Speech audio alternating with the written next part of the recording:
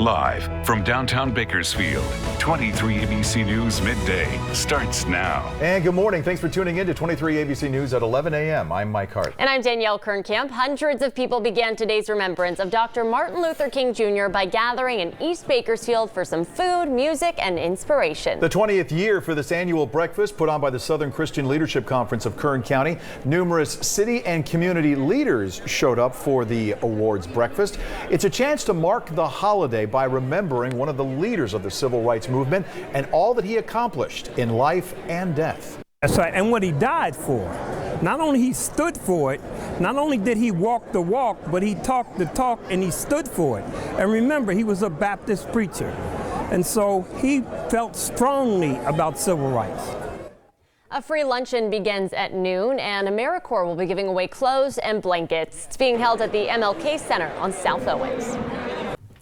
Now let's take a look at some live pictures out of Lamont right now. This is Lamont Park, where several organizations, including Arvin High School's FFA, the school's Color Guard and Drumline, Nueva High School, Golden Valley High, Kern County Hispanic SDA Church, and multiple local politicians and community leaders are all taking part in a cleanup day in Lamont.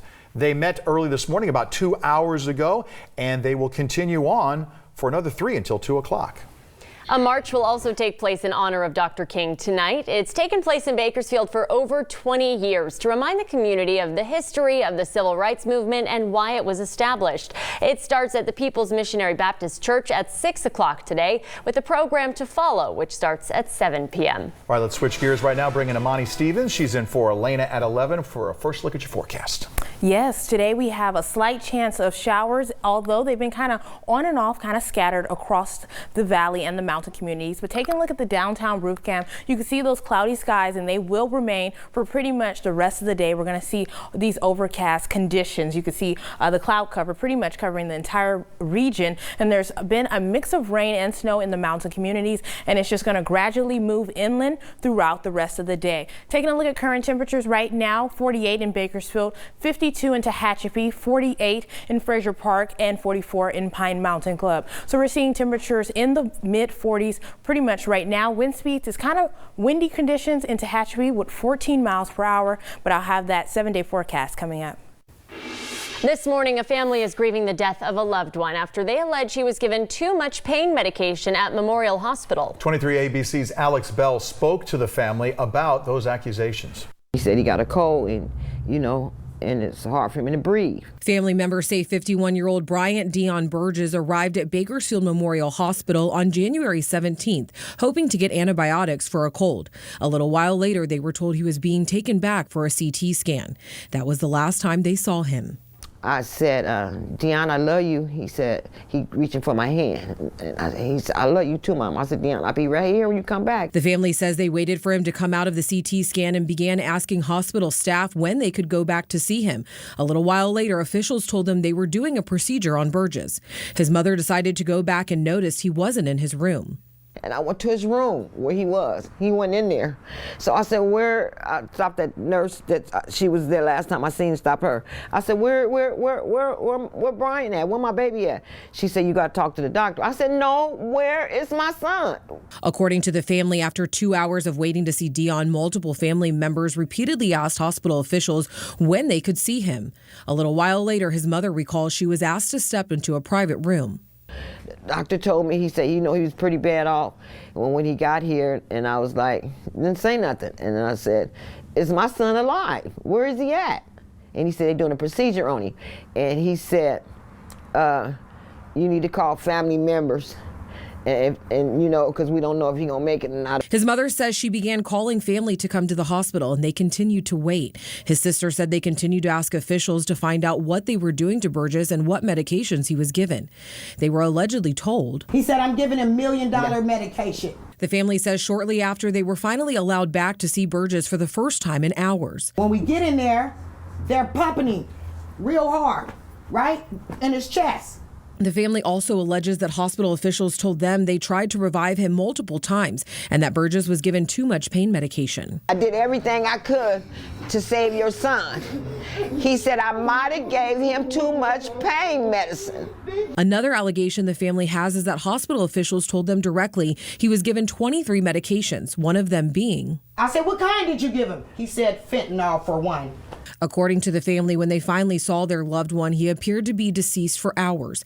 The family is now seeking answers about what happened. You may recall just about a week ago, a pregnant woman died during childbirth, and her family claims she was overdosed on fentanyl. Memorial Hospital President and CEO Ken Keller issued a statement today saying, quote, while there are routinely multiple complex circumstances involved when providing emergency care, clinical leadership from Bakersfield Memorial Hospital and Dignity Health are deeply concerned about this incident. A full review of the care that Mr. Burgess received is underway, and we will work closely with state and federal regulators.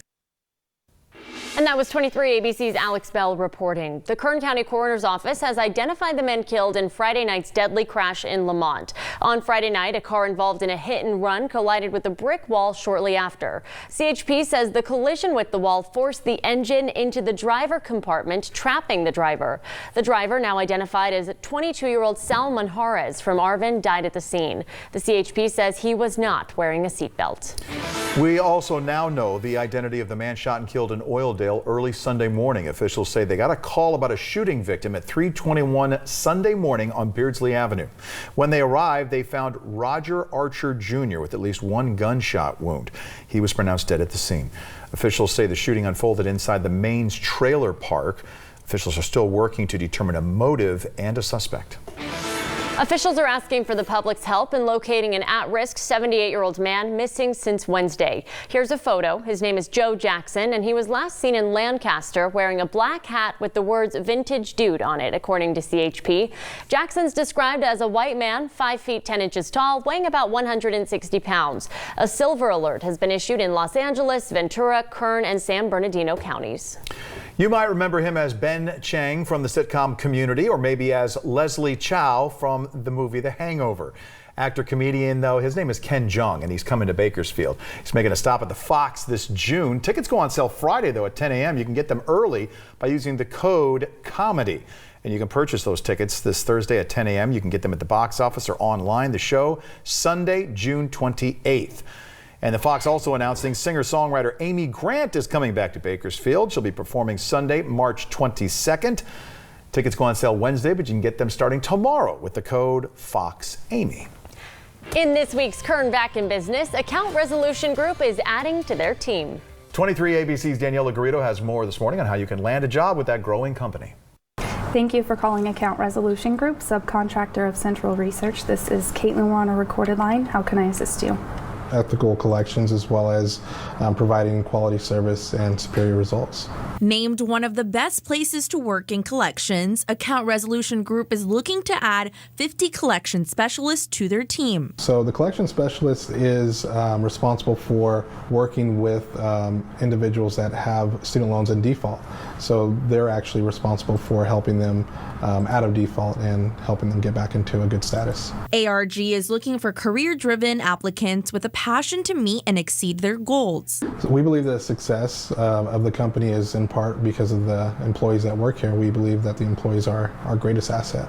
The company started in Bakersfield 10 years ago and has been growing ever since. It's a really good opportunity, and then seeing how fast the company's growing, there's definitely a lot of opportunity to grow and move up in the company as well. Caitlin started with ARG 4 years ago after a job in retail and says it set her up for her customer-based position. And that's all they were looking for. They wanted a clean slate.